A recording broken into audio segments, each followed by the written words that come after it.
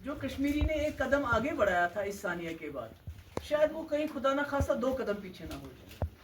سرحدی کشیدگی کے بعد یہاں جو پاکستانی لوگ مقیم ہیں ان کو پاکستان جانا پڑتا ہے، تو اس حوالے سے آپ کا کیا؟ میرے خیال میں یہ ایک انسانی مسئلہ ہے۔ جو عورتیں یہاں شادی کر کے آئی ہیں، جن کے بچے ہیں 20 سال 30 سال 40 سال، کچھ تو ان میں نانیاں بنی ہیں، دادیاں بنی ہیں، آج ان کو کہنا کہ آپ یہاں سے واپس چلے جاؤ، مجھے لگتا ہے یہ صحیح نہیں ہے۔ یہ ایک انسانی مسئلہ، اس کو انسانیت کے دائرے میں دیکھنا چاہیے۔ ان لوگوں کو واپس نہیں بھیجنا چاہیے، کیونکہ انہوں نے ان کے ریکارڈ میں کبھی انہوں نے کوئی غلط کام نہیں کیا، ملک کے خلاف کبھی بات نہیں کیا، تو ایسے میں ان کو دہشت گردوں کی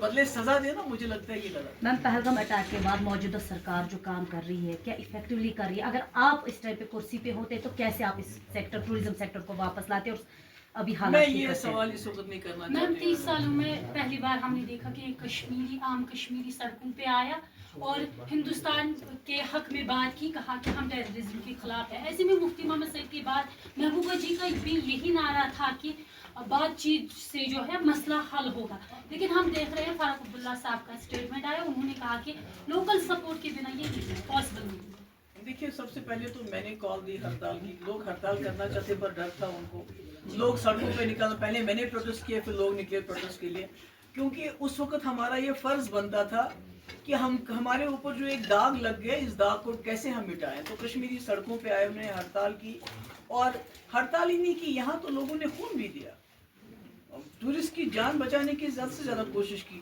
مگر فاروق صاحب کا جو سٹیٹمنٹ ہے یہ کہ اس میں لوکل انوالومنٹ ہے، یہ بہت بدقسمتی کی بات ہے۔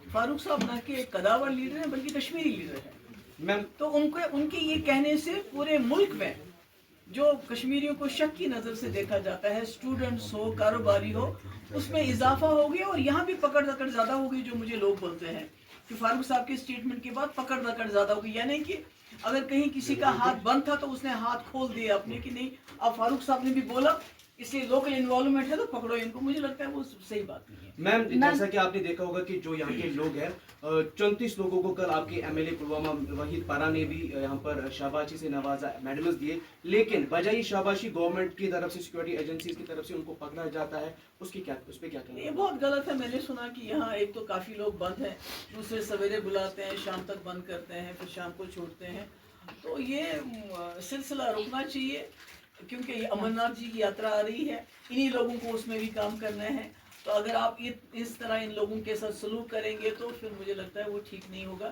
بلکہ میں کہتی ہوں کہ یہاں جو گھوڑے والے ہیں ان کو ایک پیکیج ملنا چاہیے اس وقت، جو ہوٹل والے ہیں، ٹیکسی والے ہیں، ان کا سود معاف ہونا چاہیے اس سال، تاکہ امرناتھ جی کی یاترا تک جن کی کمر ٹوٹ گئی ہے وہ لوگ کھڑے ہو جائیں اور امرناتھ جی کی یاترا میں اچھی طرح خدمت کر سکیں۔ میم گورنمنٹ ایکنالجز سیکورٹی لیبس، تو سیکورٹی گریڈ کو کس طریقے سے مضبوط کرنا ہے، کیونکہ شری امرناتھ مجھ سے کیوں پوچھتے ہیں، میں کوئی سیکورٹی ایکسپرٹ ہوں۔